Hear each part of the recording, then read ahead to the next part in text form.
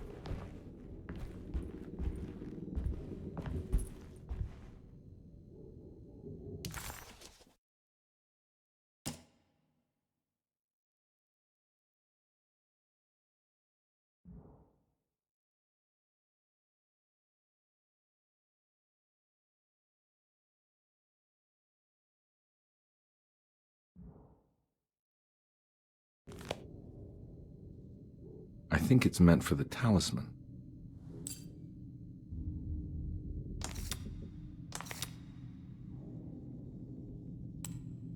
I think it needs numbers, like coordinates. Maybe there's something in Jeremy's notes.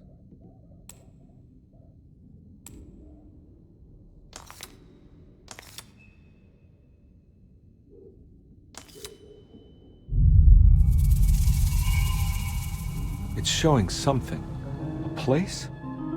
Where is that?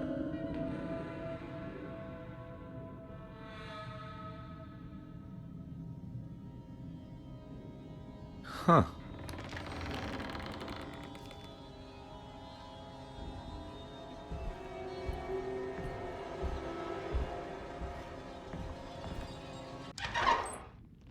Detective, I was wondering when you were going to show up. Mrs. Thompson told me you were here. I understand you are working for Jeremy Hartwood's niece. Yeah, I guess so. I mean, you're not wrong. We came here for her uncle. I didn't expect this. You are Dr. Gray, right? That's right. You don't happen to have some identification, Detective. I'm not keen on having strangers prying into my business. Oh, Detective Edward Carnby, Decatur Street, New Orleans. Enjoying the Vieux Carré, Detective? Those old French quarters, the voodoo people, the gangsters. I'm sure you live an exciting life.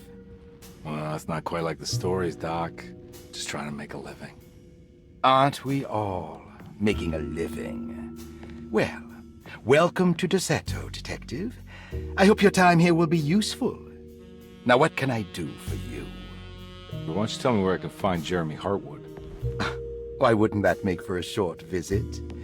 I wish I could tell you, but I'm afraid I don't know. A drink, Detective? Anything brandy. Oh, you do belong in the French quarters, Detective. Armagnac or cognac?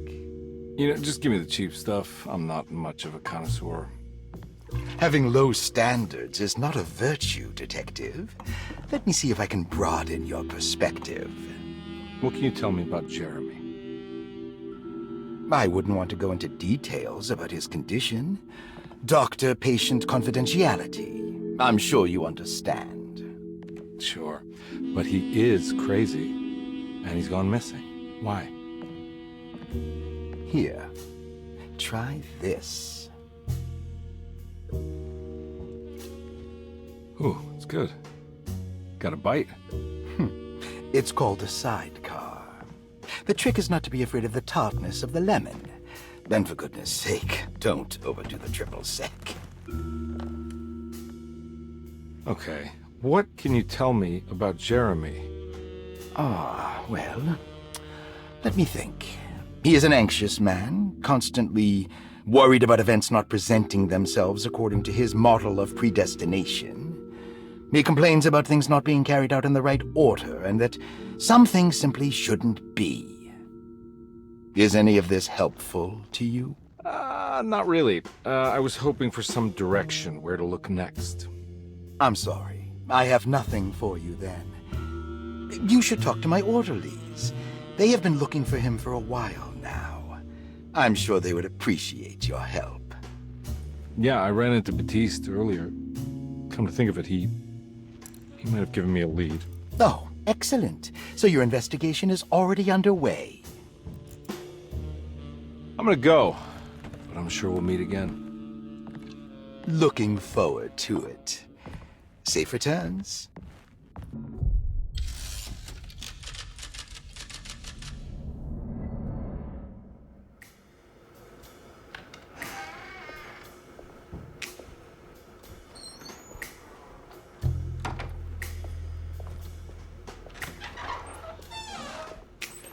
Detective Carnby,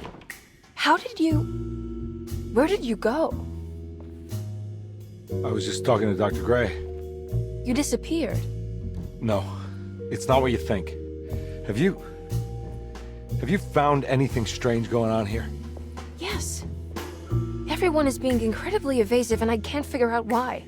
No, I mean something you can't explain. Paranormal, even. Detective, I really need you to get yourself together. I can't do this alone. Forget it. I'll figure it out. Do you want to come see Dr. Gray? No, I want to try something. With this talisman, I think I can follow Jeremy to the place he mentioned in the book. What was the name?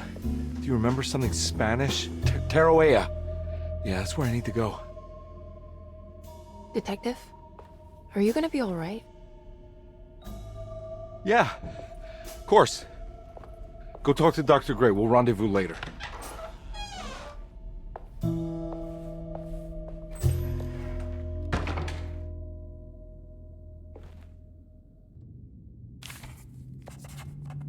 This talisman brought me back from the French Quarter in the blink of an eye. If Jeremy can travel so easily, then he could be hiding anywhere, even Taroea. If he can do it, so can I. I just need to figure out how the talisman works.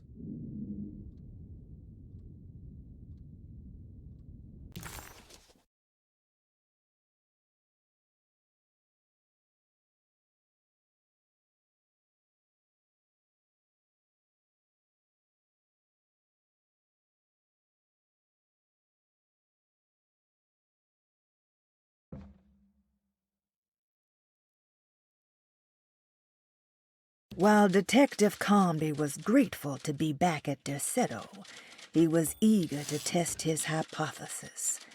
After having suffered through that sinister world, dressed as the French Quarter, Jeremy's writing could be read much more literally. What if Jeremy used his talisman to actually visit those places he mentioned in the book? Carnby felt certain that this was the answer. He wouldn't find Jeremy hiding inside Derceto. He would be in one of those other worlds. And to follow in his steps, Carnby would have to investigate the old clock and the boiler and find out what part they played.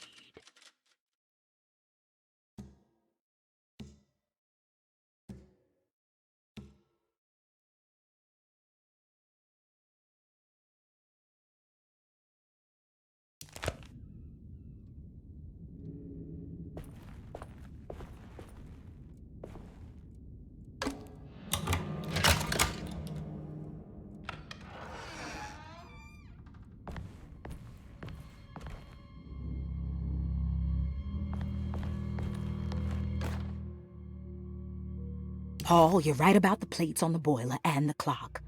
They have been sabotaged, and I think I know who did it. They have something to do with Jeremy's episodes and how he seems to disappear at night. Right now, it's important that you keep an eye out for any of the pieces. I want to find out if I can repair the plates. Let me know if you find any of them. Lottie.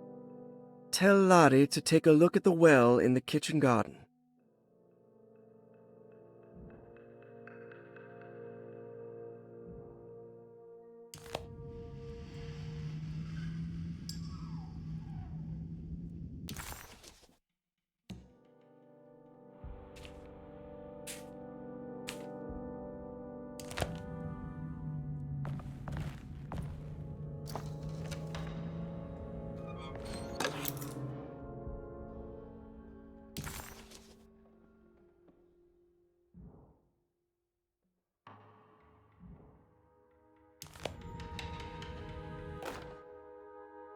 Dr. Elmore Lee Gray is Derseto's chief doctor.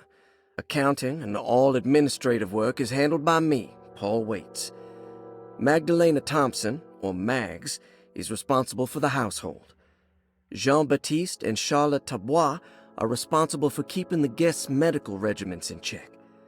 Finally, Jack Chance is our gardener, who can occasionally be seen in the conservatory, but is for the most part busy outside.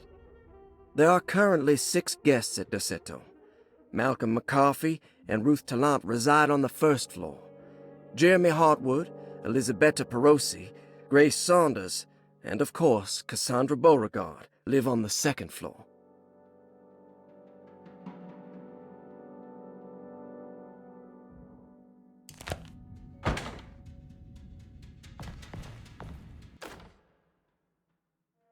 Saw your notice in the boiler room. You should know Mr. Chance won't be coming back. I got no business being in there myself, but you can take a valve from the wine cellar if you want to try to stop the steam pouring out. Be careful.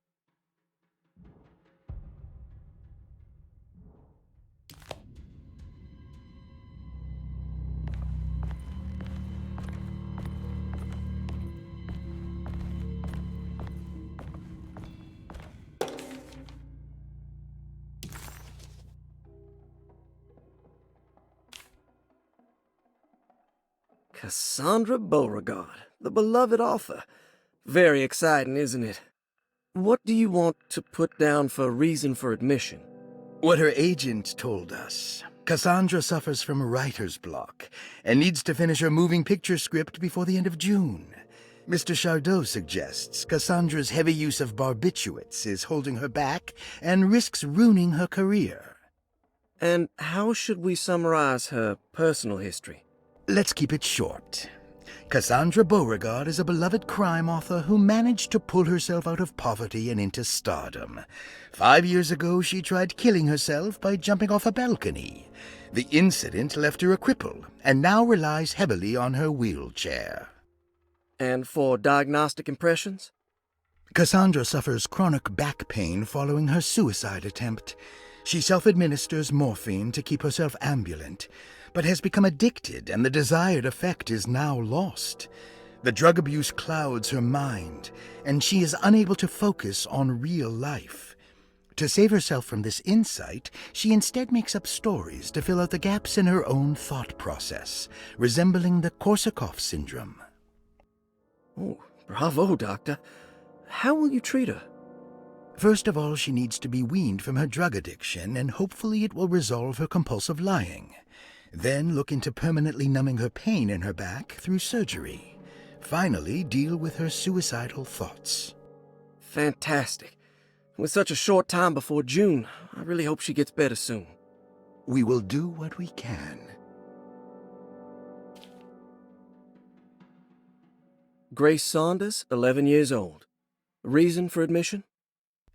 The mother insists on strict supervision by a proper gentleman to avoid further perversion of Grace's adolescence. Personal history? Grace's family possesses modest wealth and status. Her childhood seems ordinary, spending most of her time with private teachers and family friends. Grace's father recently passed away, leaving her mother the sole caregiver. And diagnostic impressions? Grace has trouble dealing with her father's death. She is willingly suppressing her feelings on the matter and isn't properly acknowledging the trauma she suffered. Any planned treatment? Grace needs nothing out of the ordinary. She simply needs parental guidance. Eventually, we can work on her feelings toward her father. Thank you, Doctor. I'll finish the paperwork and get her installed. Malcolm McCarthy, 54 years of age. Reason for admission? McCarthy admitted himself to Derceto, stating simply that he needs some damn rest. And personal history? McCarthy claims he used to work as a lawyer in Baton Rouge, but says he can't go into details because of some legal dispute. His background remains largely a mystery, except for the occasional clue that he drops in conversation. Huh. And diagnostic impressions? McCarthy is an anxious man and an alcoholic. He often tells half-truths due to some deep-seated inability to trust other people. And how will you treat that? McCarvey will take some time to open up. Spending time with Jack's dog or the child should be good for him. Their harmless nature will help build his sense of trust. Thank you, Doctor. Elisabetta Perosi, 33 years old? What should I put down as reason for admission? Well, Perosi broke into Derceto and was found wandering the grand parlor. She was confused and suffered partial amnesia. She insisted she belonged here and offered to pay for her stay. Right. What do you make of her story? Perosi claims to have been a member of the Astarte artist colony some 20 years ago, a claim that seems contrafactual due to her young age. She looks to be and even thinks she is 33 years of age. That would make her a child at the time. It seems fair to say that Perosi's story is untrue, deliberately so or not. Diagnostic impressions? Do you have anything? Perosi's story is peculiar because she retracted her story about the artist colony. She no longer claims to be the same person as Elisabetta Perosi. However, my staff's research has confirmed there was a Perosi at that time who was in her early 30s. I suppose this case will take some time to investigate. How will you go about it? I wanted to contact the real Perosi, but it seems the whole colony disappeared one night. September 29th, 1915, during a hurricane. I will have to take it slow and figure out what this spell of impersonation could have been. Oh, I'm sure it will all clear up eventually. Thank you, Doctor. Ruth Talon, 29 years of age. Reason for admission? Ruth's father wishes that his daughter be removed from New Orleans nightlife for the foreseeable future. He fears that her overly free spirit is tarnishing the family's reputation. Sounds simple enough. Personal history? Ruth comes from considerable wealth. Her family owns several hotels and restaurants. Unlike the rest of the family, her sense of adventure has taken her around the world, including France during the Great War as a photojournalist. The last decade, she has provoked many rumors of being a debauched flapper, bordering on nymphomania. And diagnostic impressions? Despite her father's frivolous reasons for her to be admitted, Ruth does seem to provide an interesting case. She is refreshingly open and doesn't shy away from talking about her life during the war or her continuous celebration after returning to the States. She is admittedly a sexual deviant and feels no remorse. And her treatment plan? Simply staying at Derceto should do wonders for Ruth. If not, at least for her family's reputation. Ruth doesn't need to change, but with therapy I might be able to share with her some sympathy towards her family. I doubt she will settle down and become as dull as the rest of them, but at least she might try to be more discreet in the future. Looks like all the patients are accounted for, except for Jeremy. There's no way I can get into this thing. Better leave it alone.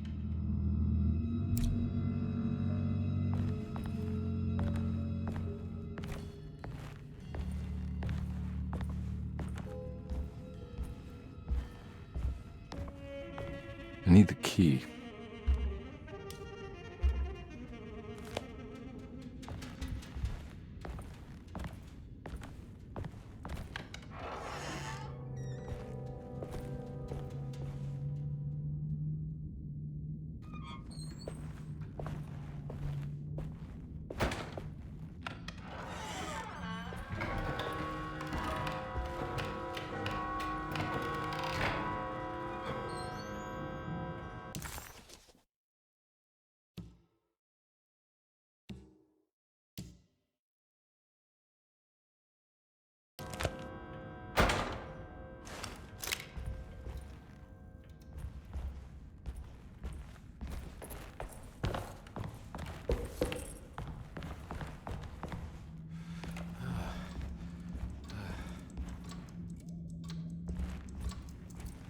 Oh.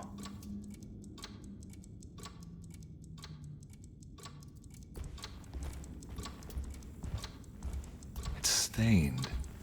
Looks like some kind of rot. This must be the clock that Jeremy wrote about in the commonplace book. Huh. Looks like the plate that held the talisman in the seance room. But it's broken and missing some pieces.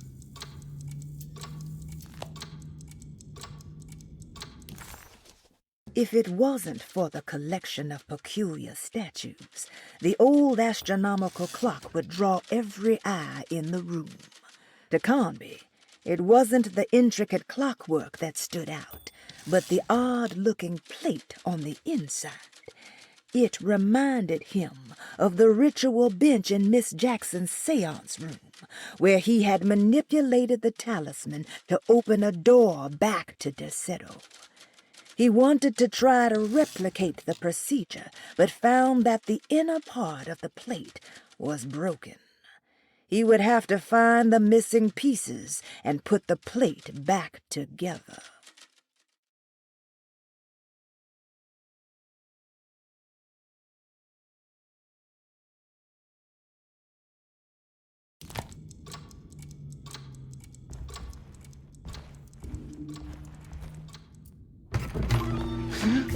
Yeah, sorry, Detective. Didn't mean to obstruct justice or anything. That's fine. You know, I'm kind of busy with my own case of a missing person. I was wondering if you've seen Grace, girl about yay high? I can't say that I have. Why are you asking? Well, I'm looking for her. Is she in trouble?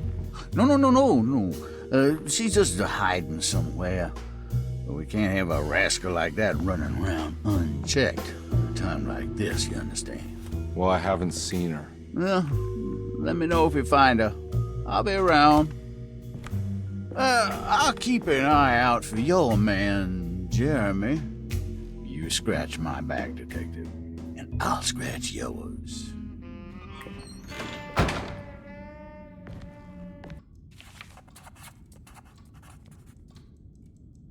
McCarthy reminded Detective Conby of an old barfly he used to know. He detested him. There was no getting around it. McCarthy was going to have a hard time getting on his good side.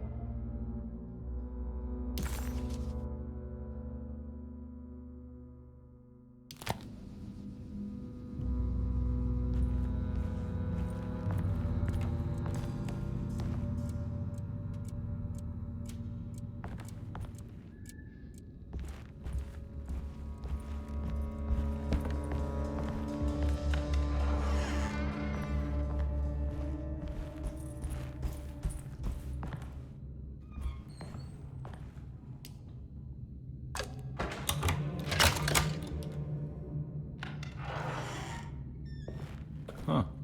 How eccentric.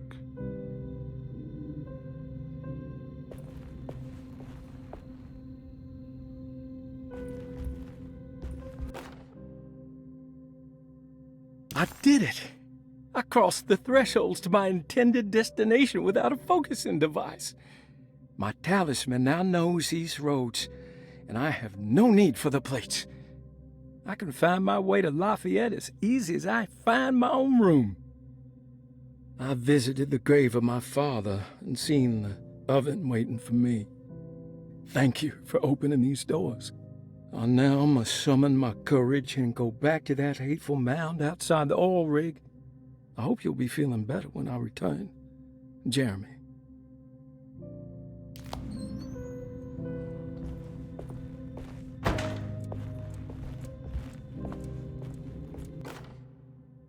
Will I need to remember how to get them out again? They are locked up for good reason. I am sure she is still able to whisper the answer in the ears of the wrong people. But not for long. I will see her burned soon enough. That black goat will be sacrificed to put an end to it all. Then it will all be over. No more Derceto, and sadly, no Astarte. Those good pirates of Pontchartrain. May you still sail the lake, until you find the shores of Hali.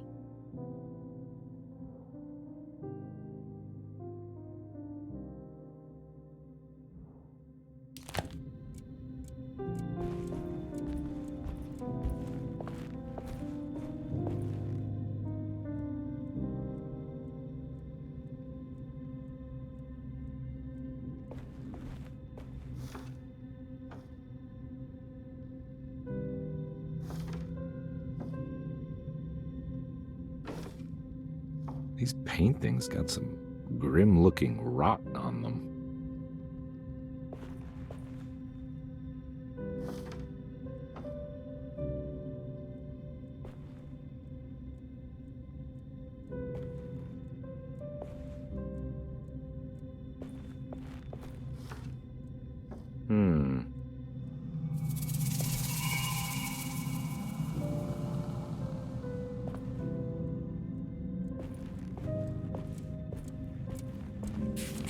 Astarte Artist Colony. I remember hearing about their disappearance. Must have been 15 years or more now.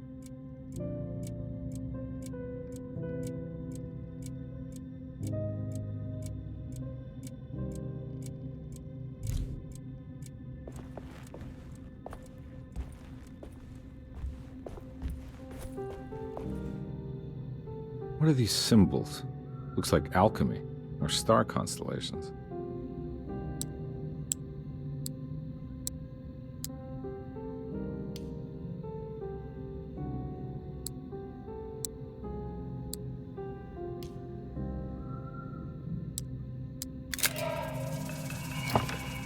Got it.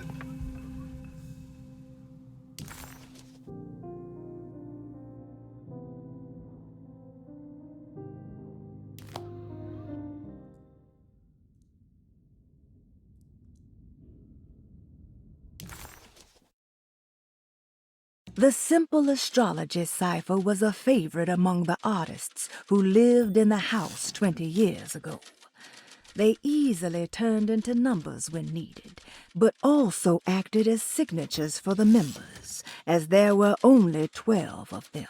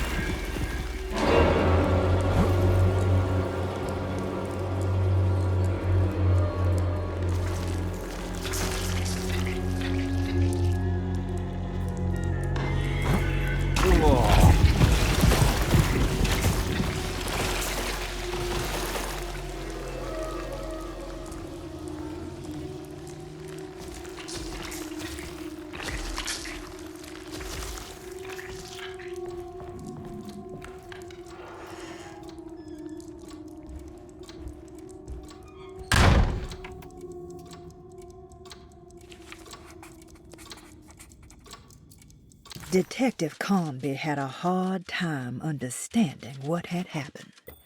It did feel similar to when he was pulled into the French Quarter, but with less power and purpose. Did he cause this, or was it something else? Oh, what happened? Everything's normal again? Right.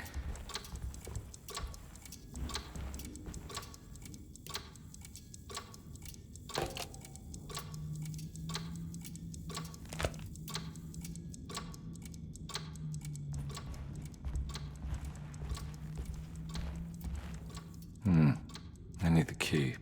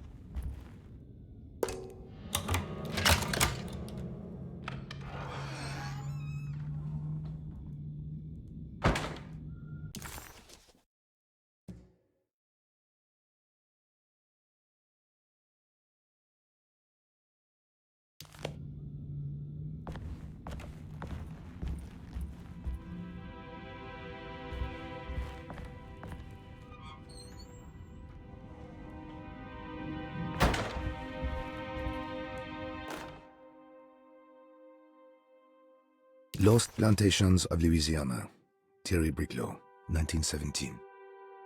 Derceto was a small plantation on the eastern shore of Lake Pontchartrain. The land was considered difficult for industry and was sold for only $30 to Elijah Pickford in 1818. Pickford employed hundreds of workers from nearby New Orleans to clear the woods and build a small plantation mansion facing the lake with a striking Greek Revival temple facade. Derceto kept a modest production of barrique tobacco and indigo that persisted up till the Civil War. During the antebellum era, Derceto was the source of many rumors concerning voodoo and witchcraft. People who traveled the lake reported seeing people dance at night in front of bonfires, bleating and wailing. On June 17, 1862, Captain J.W. Norton of the Union Army recounts leading a raiding party from ships anchored in Lake Pontchartrain in order to seize control of Derceto and free the slaves working there. The captain was surprised to find the workers fighting back with unprecedented zeal. Norton's account describes these men and women as enraged with fanaticism. Pickford reportedly tried to placate the raiders, but was shot in the confusion. Captain Norton left the mansion burning and retreated to his ships with his men. Derceto was left in ruins for several decades. The ownership of the land was long disputed and returned to the Ledoux family in 1901. Several police reports were filed during the following years as the Ledoux tried to get rid of a camp of squatters on their land. The police made several visits to remove the trespassers, but the people kept returning. On November 1st, 1907, Inspector Leras of the police charged a deadly attack in order to save several children kidnapped by the squatters. Many were killed, and even more were jailed. The following year, Ledoux rebuilt Derceto, incorporating the surviving stone foundation and adding a magnificent wrought iron conservatory. The farmland had been reclaimed by the surrounding woods, so it was no longer profitable to use as a plantation. Instead, the house was turned into an artist's colony. The Astarte Artist Colony was a successful group of artists, including figures such as painter Heinrich Cassel and poet Nora Keith. The group was also known for their beloved Mardi Gras crew called the Pirates of Pontchartrain. On September 29, 1915, a tropical hurricane tore through Louisiana, causing Lake Pontchartrain to flood New Orleans. Due to the remote location of Derceto, it took almost 2 weeks for outsiders to learn that the artist's colony was abandoned. The 12 residing artists had all vanished without a trace. The empty mansion of Derceto still stands on the shore of Lake Pontchartrain, with much of its temple facade intact. The Ledoux family currently has no intention of repairing the house.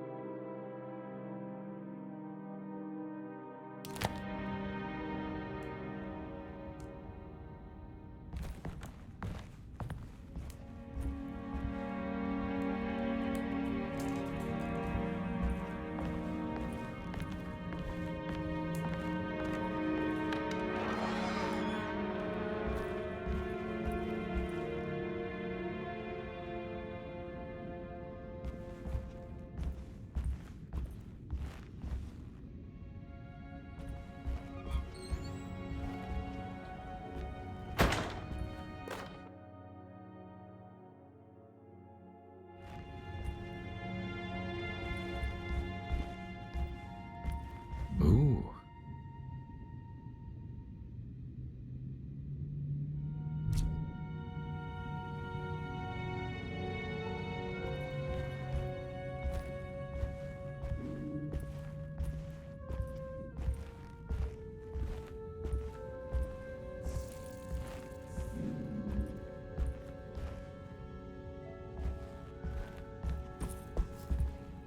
It's wedged shut.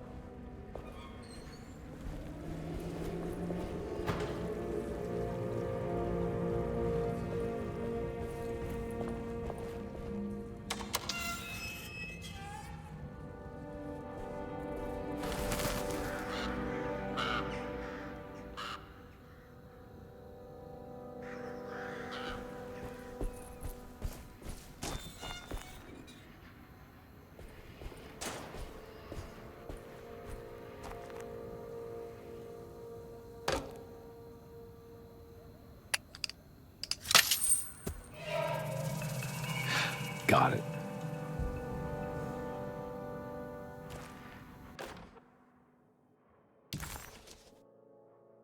Hey.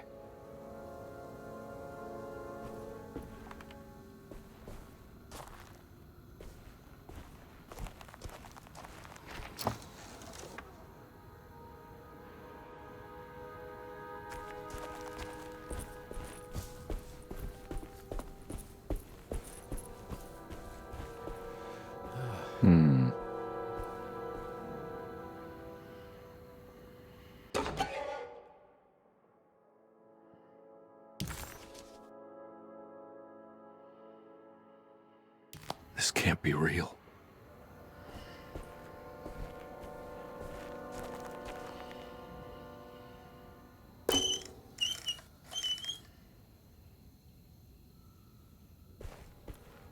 Huh.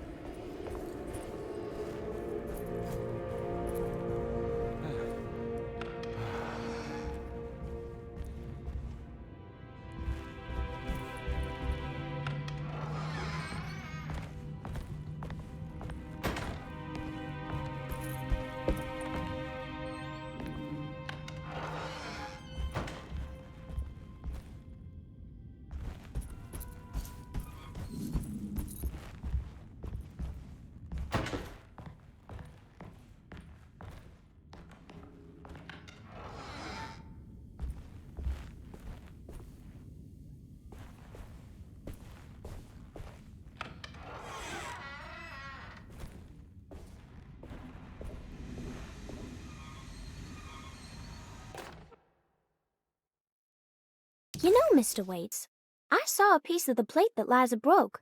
I think she's been hiding them. She's not very good at it. She just chucked it into the little room with all the tools behind the boiler. I left it there. I didn't want to embarrass her by picking it up while she was looking. We went upstairs instead and played backgammon. I let her win, because she's so unhappy. The piece looked like the one on display in Cassandra's room. You know about that one already, right? Or is your eyesight really that fuzzy? I hope you don't feel bad about your glasses.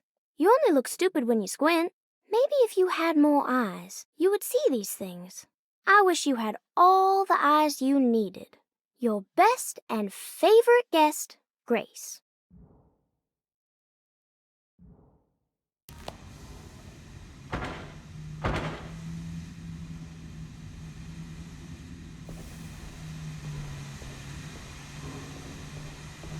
It's another plate for the talisman. Like the other one, it's broken and missing some pieces.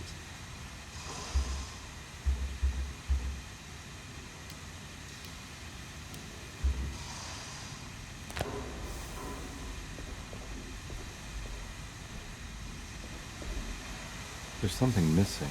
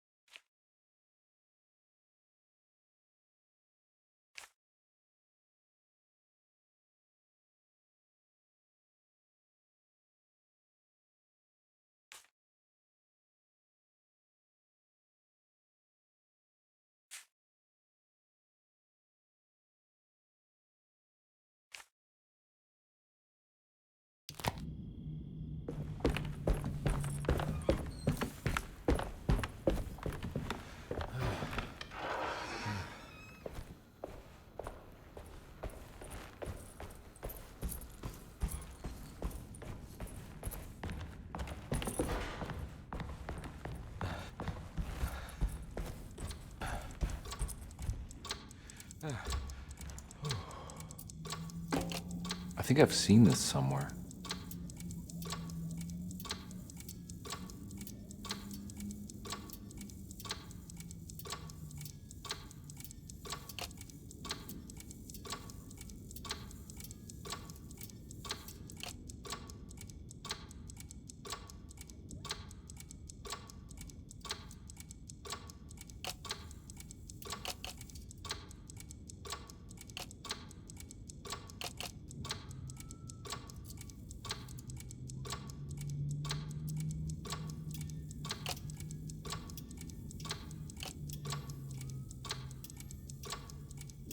There was something in the commonplace book about this.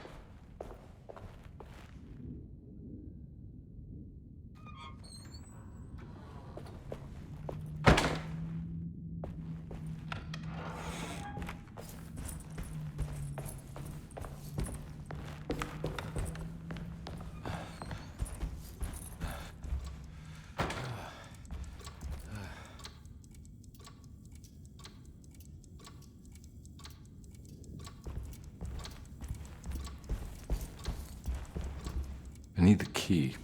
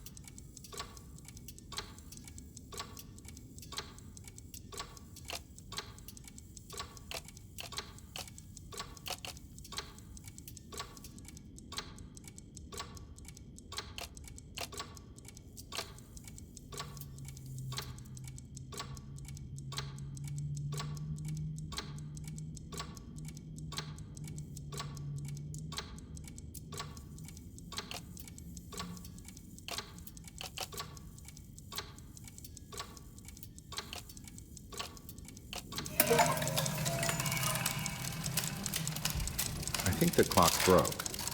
Or maybe it just stopped at a very precise place.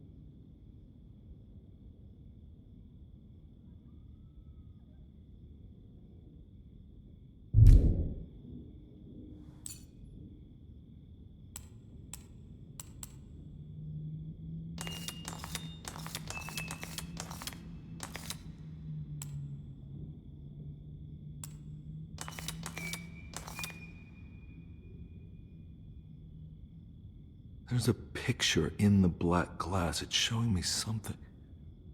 It's the hallway outside Jeremy's room.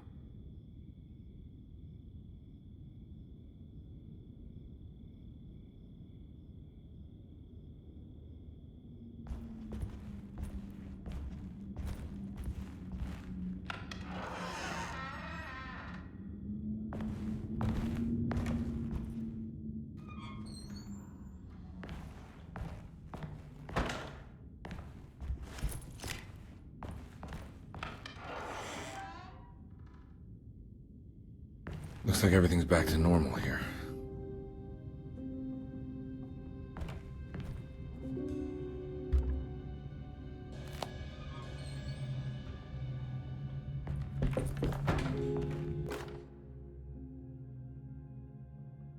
Emily's here. Emily's here.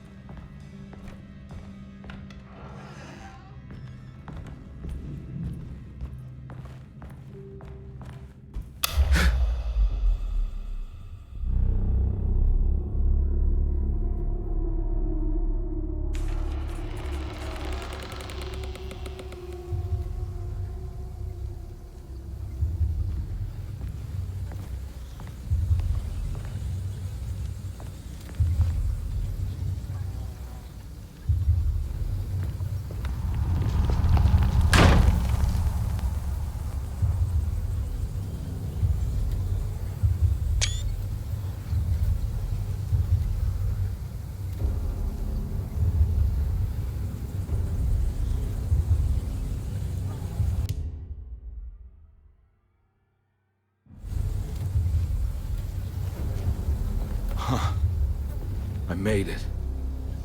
I entered another one of Jeremy's memories.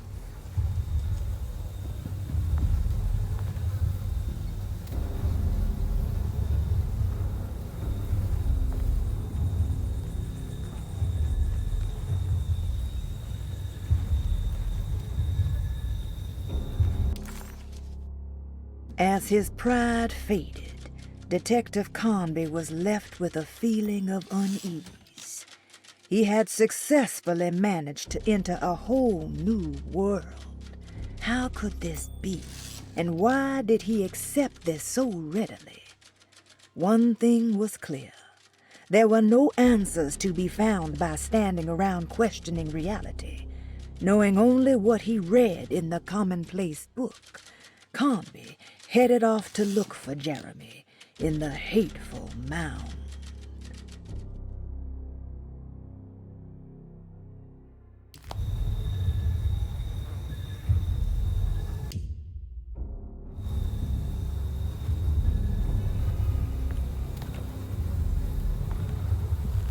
Ugh.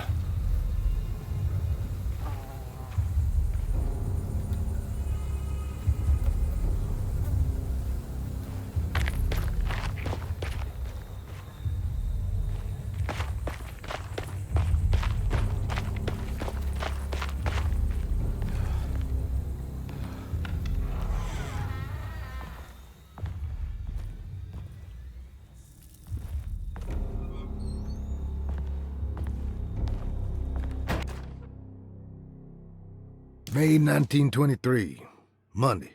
All okay, ready for delivery. Maintenance, oil pump must be serviced.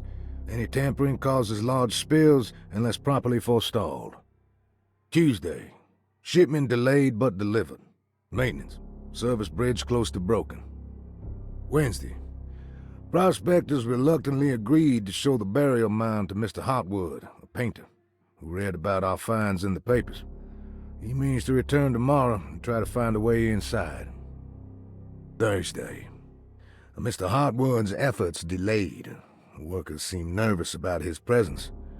Hotwood promised not to return to the compound. Instead, he has taken up an offer by Pcie, the riverboat captain, who means to pilot him to the site tomorrow morning. Hopefully that's the end, and work can resume.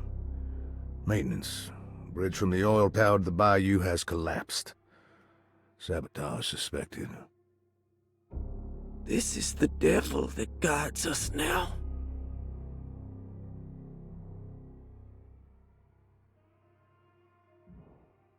Huh.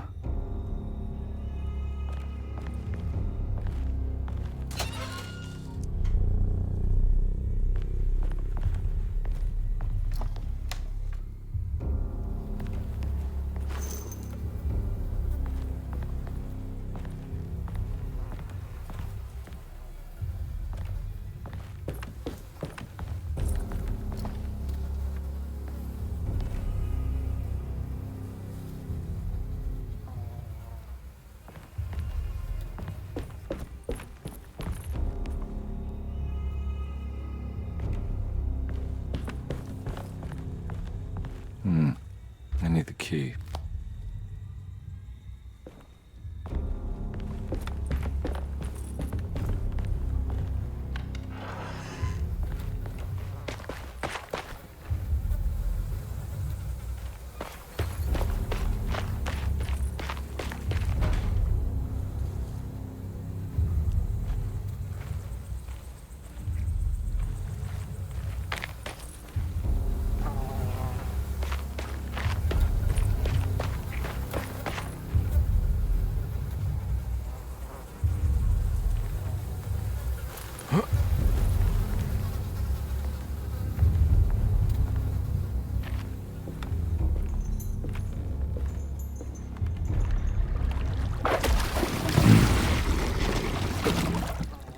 There's something missing.